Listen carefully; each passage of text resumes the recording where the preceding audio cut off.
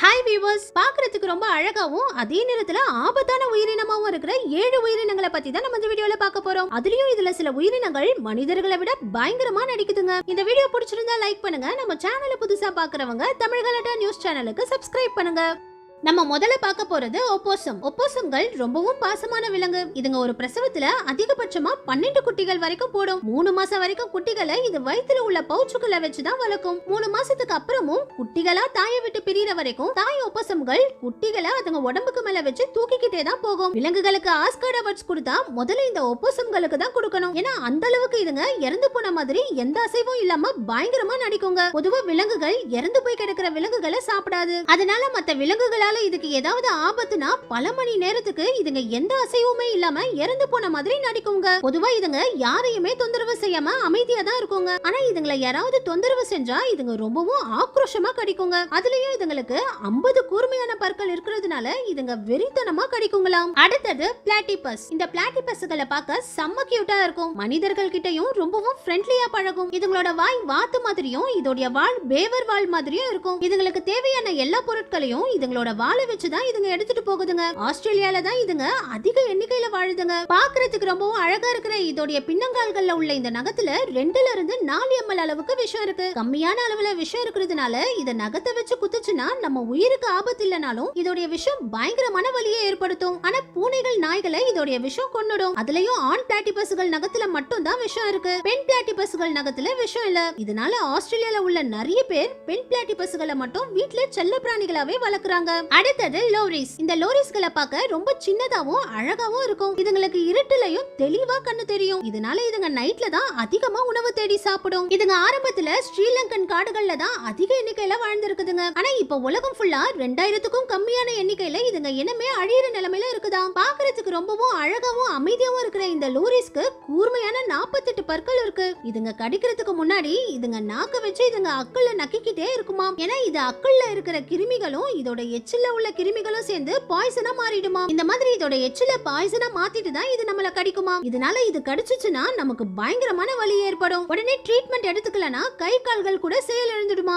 அடுத்தது ஹோட்டியோ பிட்டோஹுய். இந்த பறவைகள் நியூ கினியா தீவுகள்ல மட்டும் தான் வாழுதாம். இந்த பறவையோட முடியில பேட்ரச்சோடாக்சின்ங்கற பாய்சன் இருக்கு. அதுலயும் இது மனிதர்கள் உயிரையே கொல்ற அளவுக்கு ரொம்பவும் ஆபத்தான பாய்சனா. இதே பாய்சன் தான் பாய்சன் டாட் தவளைகள் உடம்புலயும் இருக்குது. பாக்குறதுக்கு ரொம்பவும் கலர்ஃபுல்லா இருக்கிற இந்த தவளைகள் உடம்புல 10 மனிதர்களை கொல்ற அளவுக்கு விஷம் இருக்கு. இதனால இந்த மாதிரி ரொம்பவும் கலர்ஃபுல்லான தவளைகளை பார்த்தா அதுங்க கிட்ட ஜாக்கிரதையா இருங்க. ஆனா இந்த பறவைகள் முடியல 10 மனிதர்களை கொல்ற அளவுக்கு விஷம் இல்ல. 1989ல ஜாக் டெம்பேச்சர்ங்கற ஆராய்ச்சியாளர் தான் இந்த பறவையோட முடியல விஷம் இருக்கிறத கண்டுபிடிச்சிருக்காரு. ஒரு முறை இந்த பறவைய கையில புடிச்சிட்டு அந்த கையை இவர் வாயில வைக்கும்போது இவர் வாயெல்லாம் பயங்கரமா எரிய ஆரம்பிச்சிருக்கு. அப்பதான் அவரை சந்தேகப்பட்டு இந்த பறவையோட முடிய ஆய்வு பண்ணி பார்க்கும்போது இந்த பறவையோட முடியல விஷம் இருக்குன்னு தெரிஞ்சிருக்கு. அதுலயும் இந்த பறவை கிட்ட இருக்கிற ஆச்சரியமான விஷயம் என்னன்னா இது சின்னதா இருக்கும்போது இது உடம்புல விஷமே இருக்காதாம். இந்த பறவைகள் விஷப்பூச்சியை சாப்பிட்டு சாப்பிட்டு வளர வளரதான் இதுங்க முடியும் விஷமா மாறுதாம். அடுத்தது ஓம்பேட்ஸ். இந்த ஓம்பேட்ஸ்கள்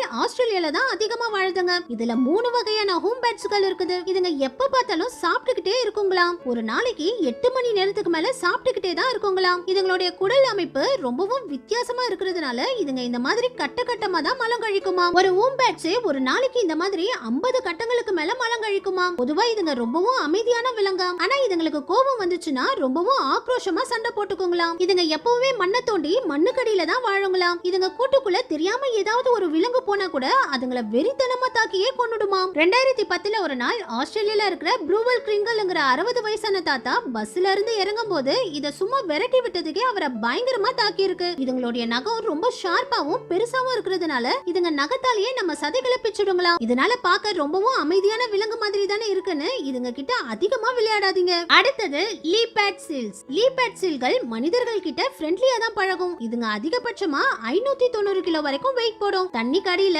40 கிலோமீட்டர் ஸ்பீட் வரைக்கும் நீந்தும். இதனால டால்பின்களால கூட இதுங்க கிட்ட இருந்து தப்பிக்க முடியாது. இந்த சீல்களுக்கு உணவு கிடைக்காம பசியில இருக்கிற நேரத்துல இதுங்க மனிதர்களையே தாக்குமா. 2003ல ஒரு நாள் கிறிஸ்டி பிரவுன்ங்கற அண்டர் வாட்டர் டைவர் இந்த சீல் லீபேட் கிட்ட நீந்திட்டு இருக்கும்போது திடீர்னு இது அவர் காலை பிடிச்சு இழுத்துட்டு போய் 200 மீட்டர் ஆழத்துக்கு கீழே விட்டு இருக்கு. அவர்கிட்ட ஆக்சிஜன் டேங்க் இல்லாததுனால அவர் அங்கேயே இறந்து போயிட்டாரு. இவரு மட்டும் இல்லாம இந்த மாதிரி நிறைய பேரை இதுங்க பசியோட இருக்கும்போது கடலுக்கு அடியில இழுத்துட்டு போய் விட்டு இருக்கான். நம்ம கடைசியா பார்க்க போறது ஃபுல்மஸ். கடல் ஓரங்கள்ல வாழ்ற இந்த ஃபுல்மஸ் பறவைகள் மலைக்கு மேலதான் முட்டையிட்டு குஞ்சு பொரிக்குமாம். தாய் பறவை உணவு தேடி போயிருக்கும் போது கழுகுகளும் பறவைகளும் இதுங்க குஞ்சுகளை வேட்டையாட வருமாம். இந்த பறவைகளோட குஞ்சுகள் தொண்டையில ப்ரோபன் ட்ரேகுலஸ்ங்கிற ஒரு விதமான திரவம் இருக்குதாம். இதுங்களுக்கு ஏதாவது ஆபத்துனா இதுங்க இந்த மாதிரி அந்த திரவத்தை துப்பி அந்த பறவைகள் கிட்ட இருந்து தப்பிச்சிடுமாம். நம்ம இது கிட்ட போனாலும் இது நம்ம மேலயும் இந்த திரவத்தை துப்புமாம். இது நம்ம உடம்புல பட்டா பயங்கர நாத்தமும் எரிச்சலும் ஏற்படும். ஓகே வியூவர்ஸ், இதுல எந்த உயிரினத்தை உங்களுக்கு ரொம்ப பிடிச்சிருந்துச்சுனோ அடுத்து எதை பத்தி வீடியோ பண்ணலாமோ கமெண்ட்ஸ்ல சொல்லுங்க.